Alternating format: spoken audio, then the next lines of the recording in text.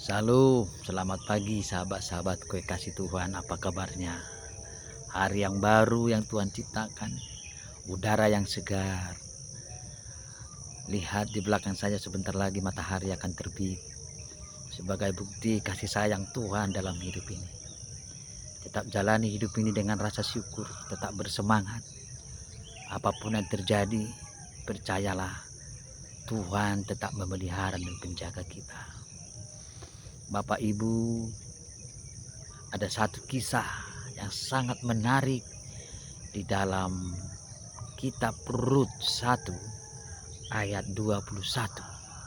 Demikian firman Tuhan. Dengan tangan yang penuh aku pergi, tetapi dengan tangan yang kosong Tuhan memulangkan aku. Mengapakah kamu menyebutkan aku Naomi? Karena Tuhan telah naik saksi menentang aku, dan yang Maha Kuasa telah mendatangkan malapetaka kepadaku. Saya yakin tidak satu orang pun di antara kita yang hidupnya mau hancur dan gagal. Semua kita ingin hidupnya sukses, ingin semakin berhasil. Itulah yang dijalankan oleh Elimelek dan Naomi. Ketika terjadi kelaparan di Bethlehem, mereka pindah ke Moab. Yang pada masa itu Moab tidak terjadi kelaparan. Dan bagi saya itu sangat manusiawi.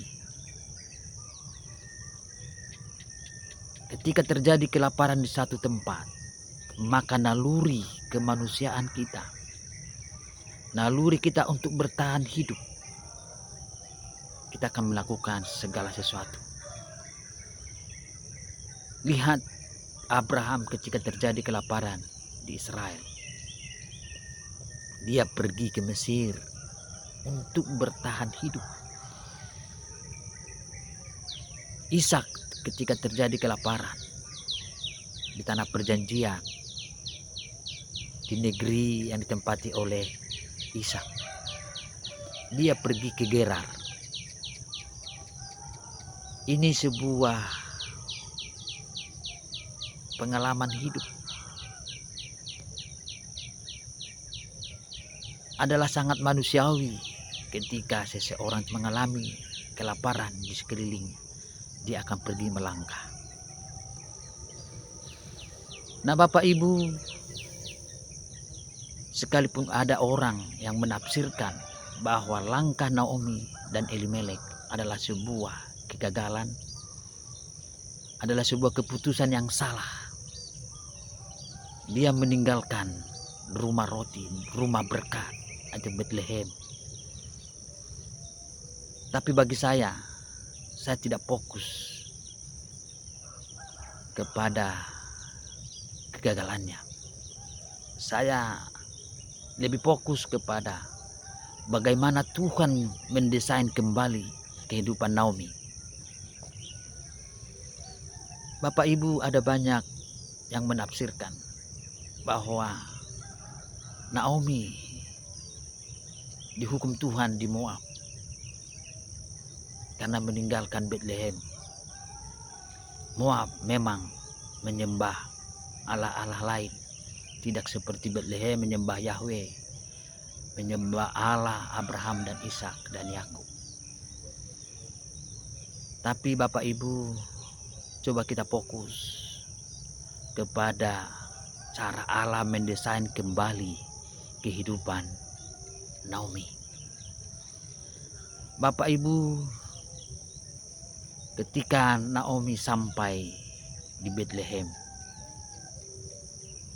semua orang melihat dia dan memanggil Naomi. Dan apa kata Naomi? Janganlah sebutkan aku Naomi, sebutkanlah aku Mara, sebab yang Maha Kuasa telah melakukan banyak yang pahit kepadaku. Dengan tangan penuh aku pergi. Dengan tangan penuh Naomi pindah ke Moab bersama suaminya, bersama anak-anaknya Kilion dan Mahlon. Mereka pindah membawa harta mereka. Di Moab ada harapan untuk bertahan hidup. Di Moab mereka bisa membangun cita-cita mereka. meningkatkan ekonomi mereka. Adalah sangat manusiawi ketika kita berpengharapan seperti Naomi dan Elimelek. Tapi hidup ini Bapak Ibu tidak seperti yang selalu kita harapkan. Di Moab, Naomi kehilangan Elimelek suaminya. Di Moab, Naomi kehilangan anak-anaknya, Kilion dan Mahlon. Dengan tangan kosong artinya dia tidak memiliki apapun. Bapak Ibu, sahabat-sahabatku kekasih Tuhan, terkadang hidup ini tidak seperti apa yang kita inginkan, tidak selalu seperti apa yang kita harapkan. Dalam hidup ini kita hanya menjalani. Orang beriman pun bisa mengalami kegagalan. Lihat Bapak Ibu,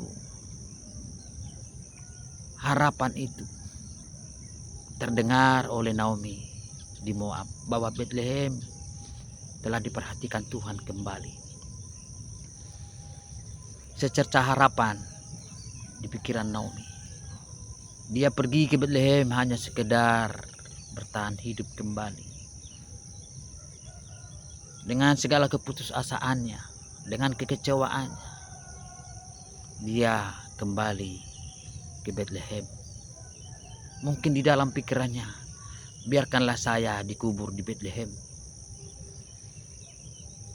Mungkin di Bethlehem ada tetangga saya yang akan memberikan saya makan. Mungkin di Bethlehem ada saudara-saudara saya yang memberikan saya makan.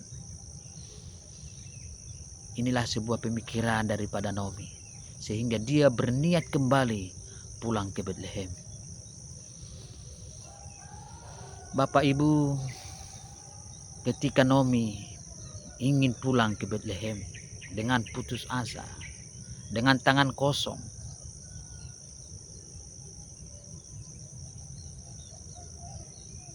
Tuhan punya rencana yang lain yang tidak pernah dipahami oleh Naomi.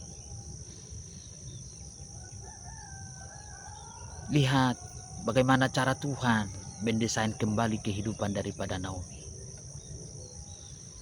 Dia pulang ke Bethlehem bersama menantunya Ruth. Melalui Ruth, Tuhan mendesain kembali kehidupan Naomi.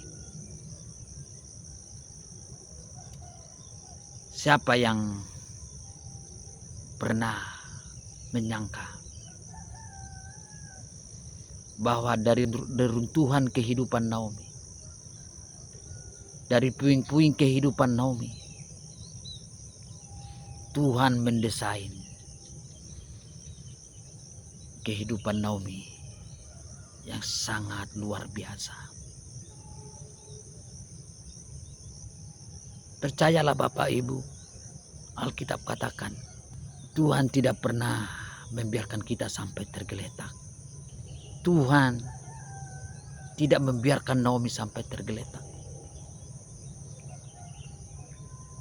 Tuhan gerakkan hati Ruth untuk mengikut Naomi. Di Bethlehem, Ruth bertemu dengan Boas. Dan Boas adalah seorang laki-laki yang kaya, yang bertanggung jawab,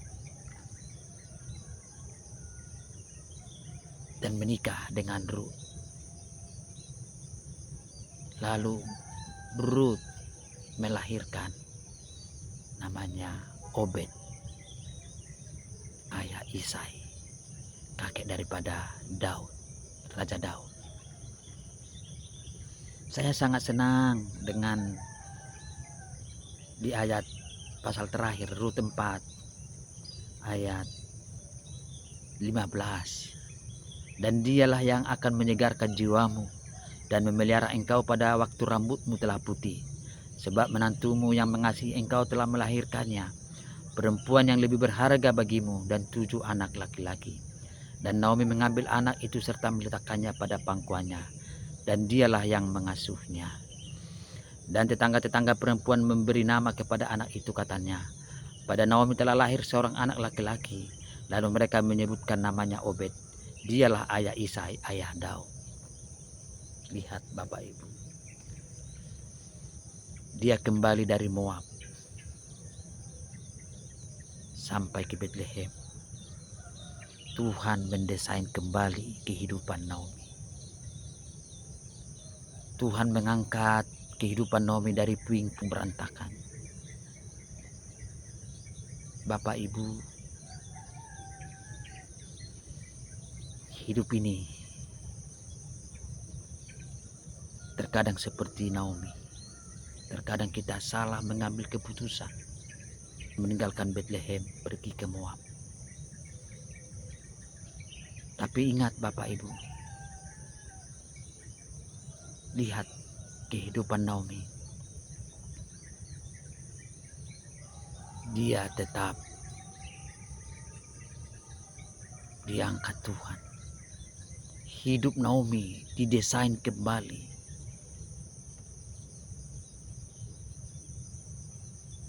Belajarlah seperti Naomi.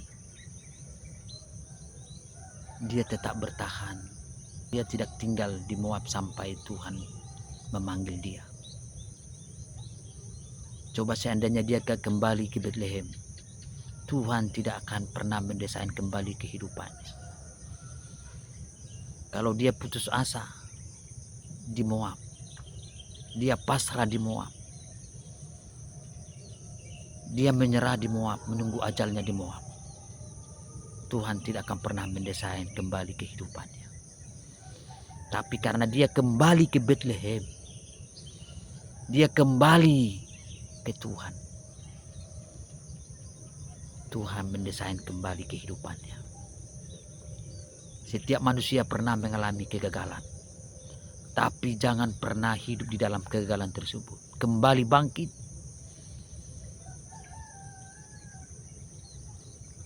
Ketika kita kembali bangkit, di sana Tuhan akan mendesain kembali kehidupan kita. Mari kita belajar seperti Naomi. Di dalam keterpurukannya, di dalam kegagalannya, di dalam puing-puing kehidupannya yang sudah berantakan, dia kembali ke Bethlehem. Ketika dia kembali ke Bethlehem, di sana Tuhan mendesain hidupnya. Supaya kita didesain kembali kehidupan kita dari keterpurukan hidup. Kembalilah kepada Tuhan.